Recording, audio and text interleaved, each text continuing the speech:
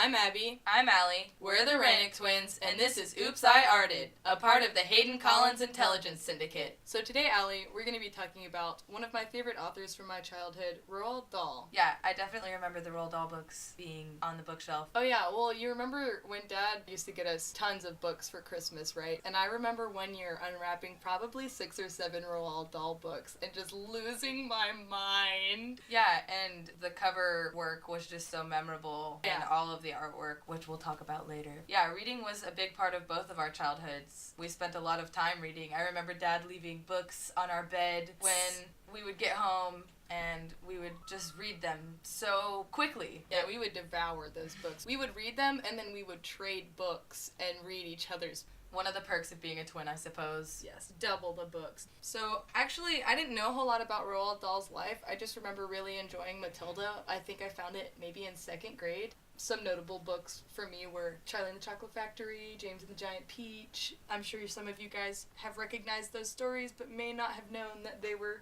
by the notable Roald Dahl. So. Yes, and also The Witches, which Yes. I know is a lesser known book, but you had that one, and that one was really cool. He actually was born on September 13th in 1916 in Wales, and he lost his father at the young age of 4. Which, Aww. yeah, I couldn't even imagine. But his mother, keeping to her husband's wishes, sent him off to English school, and he attended Llandaff Cathedral School and was severely beaten by the principal for putting a mouse in the storekeeper's candy jar. So he was mischievous. That is very reminiscent of some of his youthful characters. Yeah, so he wasn't the best student. He didn't do well under rule-bound structure. In his book, I can't exactly remember what it's called, A Boy's Life or something like that by Roald Dahl. It's kind of an autobiography.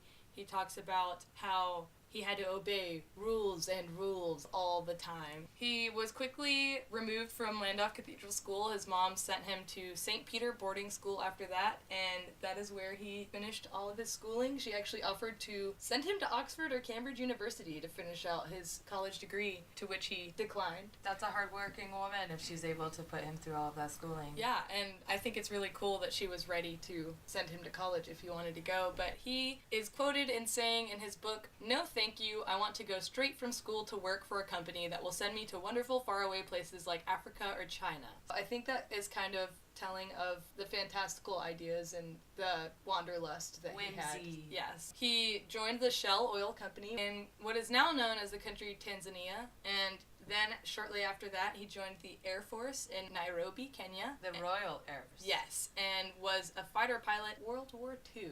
Really? Yeah, so this author that wrote some of my favorite books actually is a veteran. You know, he served his time in the military. And in World War II of all, Yes. I mean, those planes back then are a little sketchy. Well, he sure got to travel, so...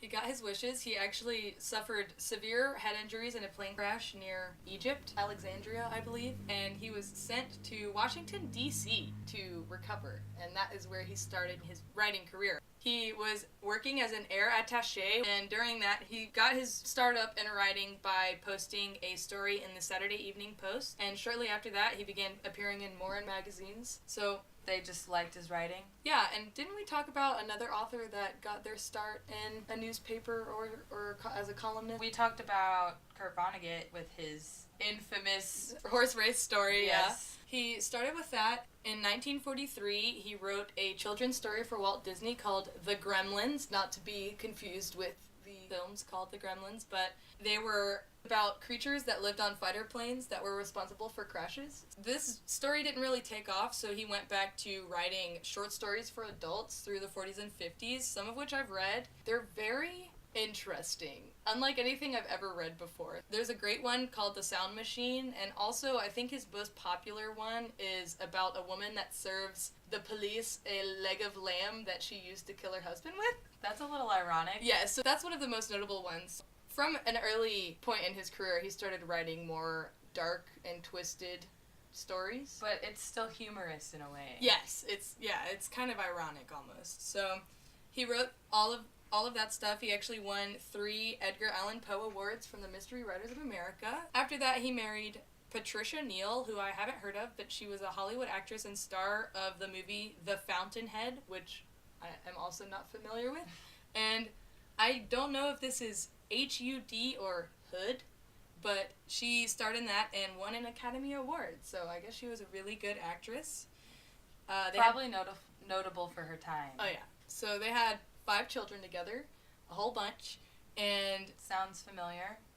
And their marriage, unfortunately, did not last. But through this marriage and all of the children that he had, they kind of started his writing career. His children really inspired him, you know, oh, Dad, will you tell me a bedtime story? You don't want to hear the same one every night, right? So he was tasked with coming up with a good story for his kids before bedtime. And he learned very quickly that children are highly critical and lose interest very quickly. We know that from experience. Absolutely. They have very short attention spans, so he had to be creative and have twists and turns in order to regain their interest. Got to keep them on their toes. Yes, and I think that that's probably what I really enjoyed about his books, is that... They were captivating. Yes, it just... all of a sudden something crazy would happen and you're just tearing through the pages trying to get through it and get to the next really interesting thing. But every part was so interesting as well. And memorable too. I think I've read Matilda 20 plus times at this point, and I still have the book. I can't seem to throw it away because it's so sentimental to me. Yes. So he was actually pretty controversial early on because this was the early 60s, and he was talking about punishing parents in the books and punishing adults in the books for being really cruel to the children, like Matilda and the chocolate cake. Yes. Oh my gosh. Don't even get me started. Matilda's parents and James and the Giant Peach, his aunts, were so absolutely wicked. Awful to him, and they got what they deserved. And even in James and the Giant Peach, when those rhinoceroses come down from the clouds and take away his parents. Yes, and kill his parents in I think it was a car crash, but the way that a child remembers it. Personally, I think that he was really taking the hyperbolic sense that children have and putting it into his work. Yeah, so I think children, they make me do chores. They're the worst people in the world. So I think it's more from a children's point of view, and parents did not like that. Well, it also showed the bad, negative side of parents. I mean, Tim Burton really did a good job of portraying the aunts in James and the Giant Peach as being absolutely wicked. And yes. And they had the big, nasty teeth yes. and all of that. And even the way they looked yes, was a specific. Yeah, exactly. And it was relatable at times. Sometimes you get mad at your parents and you're reading about it and you can relate to that. That's as what a I child. think is so refreshing about Roald Dahl's books, because fantasy and fairy tales are awesome and they're really fun to read and immerse yourself in, but I personally think that the realness that was in his books, the fact that parents did die in car crashes, children can relate to that. There are some children that have lost their parents. There are some children that have lost just family members or friends to car crashes. Charlie from Charlie and the Chocolate Factory lived with a poverty-stricken life, you know? And that is definitely relatable to some children.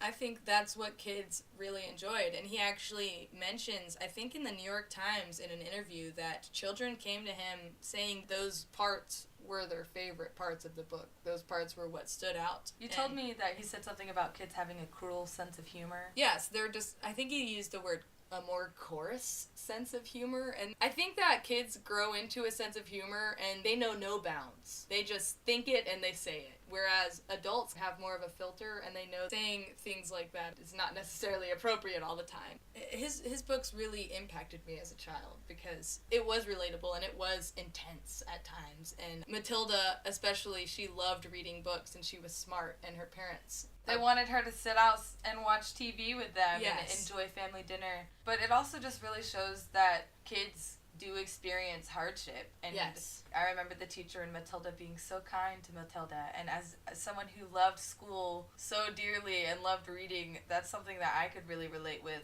I loved learning, and my teachers could see that that's something that I enjoyed as a student. Yeah, and they helped with that. My teachers were giving me higher level reading content. Yes. Because I was ready for it, because I wanted to read it. I didn't even think, but Matilda might have inspired me to want to become a teacher, because the teacher was so attentive and noticed that she was so smart and so sweet. Yeah, he actually, I didn't know this either. He wrote the script for Willy Wonka and the Chocolate Factory. Gene Wilder, the OG. Yeah, the original one. So his book was called Charlie and the Chocolate Factory, which is the Tim Burton remake with Johnny Depp. But he wrote the original script for Willy Wonka and the Chocolate Factory. And I believe he had some work in the Witches movie, which I didn't even know was a thing. Yeah, but I think it came out in the 80s. Oh. So Roald Dahl died in, I believe, 1990 or 1991. He lived a good long life, right? Yeah, definitely. He wrote a lot of books and I think inspired a lot of children, for sure. I think kids to this day are still reading his books and watching his movies and relating. I want to touch on the artwork again